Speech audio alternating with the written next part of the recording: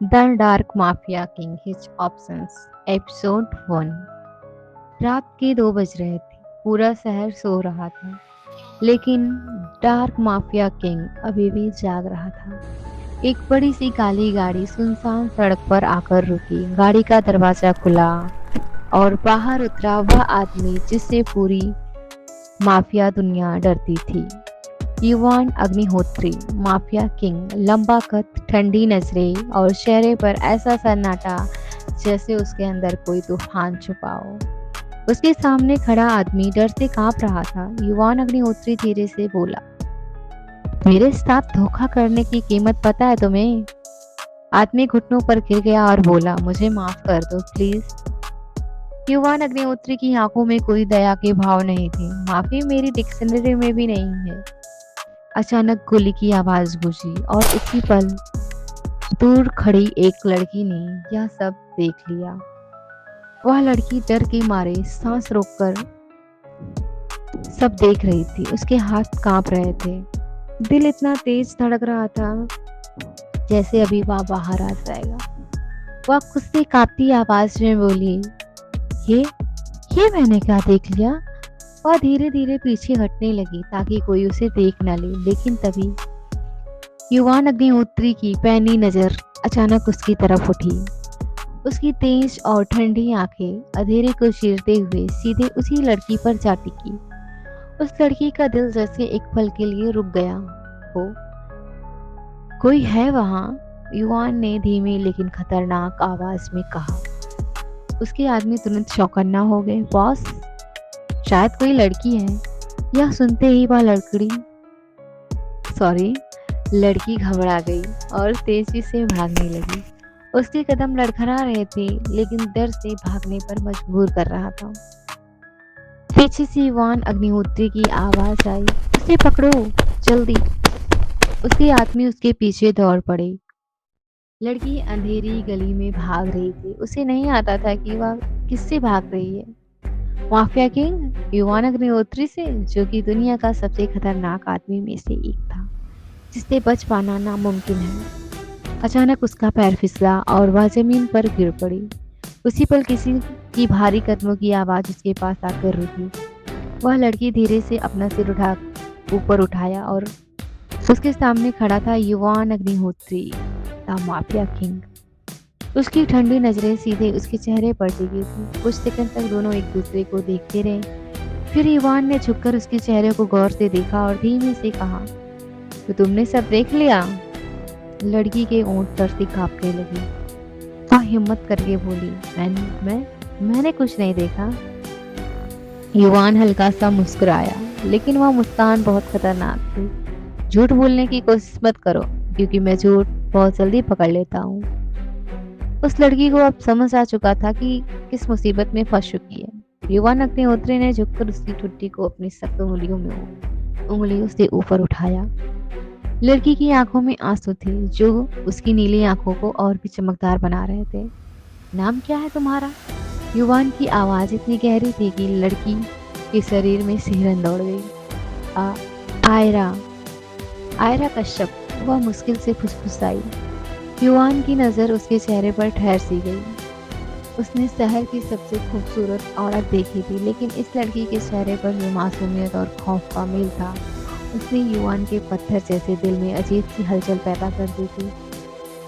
उसने आयरा के बिगड़े बालों को उसके चेहरे से हटाया। उसके आदमी पीछे खड़े अपने बॉस के ऑर्डर का इंतजार कर रहे थे। एक ने दबी आवाज में पूछा, बॉस खत्म कर दे इसे, उसने सब देख लिया है। आयरा ने अपनी आंख बंद कर ली, मौत का इंतजार करते हुए, लेकिन गोली की आवाज नहीं आई। युवान ने अपनी भारी आवाज में कहा, नहीं, ये आप कहीं नहीं जाएगी, इसे हवेली ले चलो। आयरा की आंख फटी की फटी रह गई। नहीं, प्लीज मुझे जाने दीजिए, मैं किसी को कुछ नहीं बताऊंगी, मैं कसम खाती हूँ। युवान उसके करीब झुका। उसकी सांसें आयरा के कानों के पास महसूस हो रही थी। उसने धीमी आवाज में कहा, माफी मेरी डिक्शनरी में नहीं है आयरा, और अब तुम मेरी डिक्शनरी का हिस्सा बन चुकी हो। अब तुम्हारी जिंदगी की हर सांस पर सिर्फ मेरा हक है। इससे पहले आयरा कुछ कह पाती, युवान ने उसे अपनी बाहों में उठा लिया। आयरा ने विरोध करने की कोशिश की, लेकिन युवान की पकड़ लोहे जैसी मजबूत थी। उसे काली गाड़ी की पिछली सीट पर डाल दिया गया। गाड़ी जैसे ही अंधेरे को चीरते हुए आगे बढ़ी, आयरा को एहसास हुआ कि वह मौत से तो बच गई, लेकिन जिस नरक में वह जा रही है वह मौत से भी ज्यादा खतरनाक हो सकती है। युवान उसे अंधेरे में भी गौर से देख रहा था। उसके दिमाग में बस एक ही बात चल रही थी, यह लड़की अब मेरी है, पूरी तरह से सिर्फ मेरी। कुछ देर बाद हवेली के भारी लोहे के दरवाजे जब एक डरावनी चरमराहट के साथ खुले,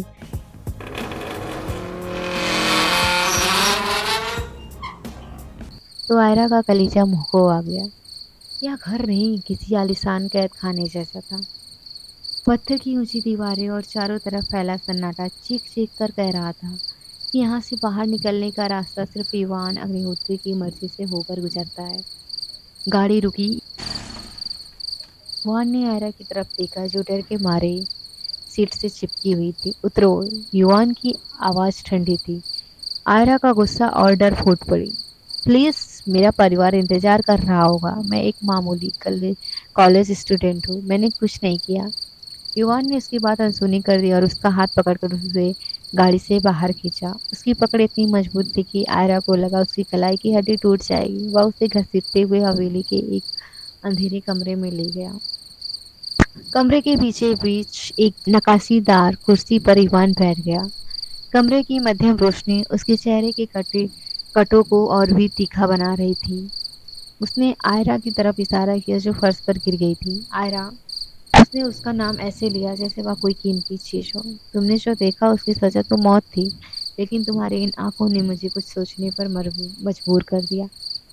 आयरा ने कांपते हुए अपनी नीली आंखें ऊपर उठाई। क्या क्या चाहते हैं आप? सौदा, युवान आगे बोला। आगे झुका। आज से तुम इसी हवेली में रहोगे, मेरी नजरों के सामने। तुम बाहर की दुनिया के लिए मर चुकी हो। अगर तुमने भागने की कोशिश की तो याद रखना, तुम्हारे परिवार का पता लगाने में मुझे सिर्फ 2 मिनट लगेंगे। यह सुनकर आयरा का खून जम गया। आप इतने पत्थर दिल कैसे हो सकते हैं?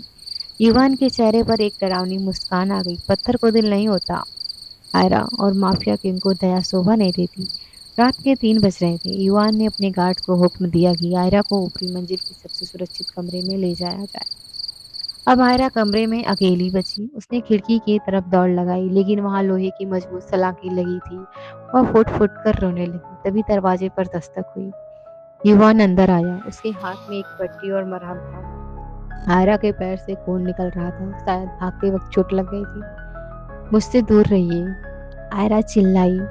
युवान चुप रहा। उसने आयरा का पैर अपने घुटनों पर रखा। आयरा ने उसे पीछे ढकेलने की कोशिश की, लेकिन युवान की एक ठंडी नजर ने उसे खामोश कर दिया। वह बड़े आराम से उसके जख्मों को साफ करने लगा।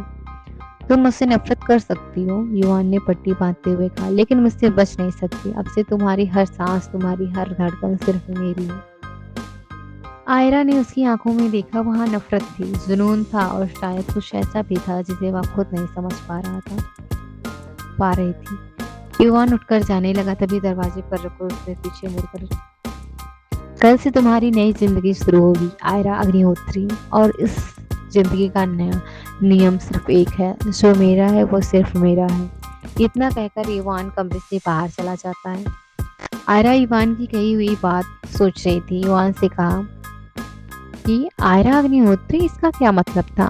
क्या आयरा युवान अग्निहोत्री के हवेली से बाहर निकल पाएगी या कैद बनकर रह जाएगी? कल युवान अग्निहोत्री आयरा के साथ क्या करने वाला है, जानने के लिए सुनते रहिए the dark mafia king options, yours SP official.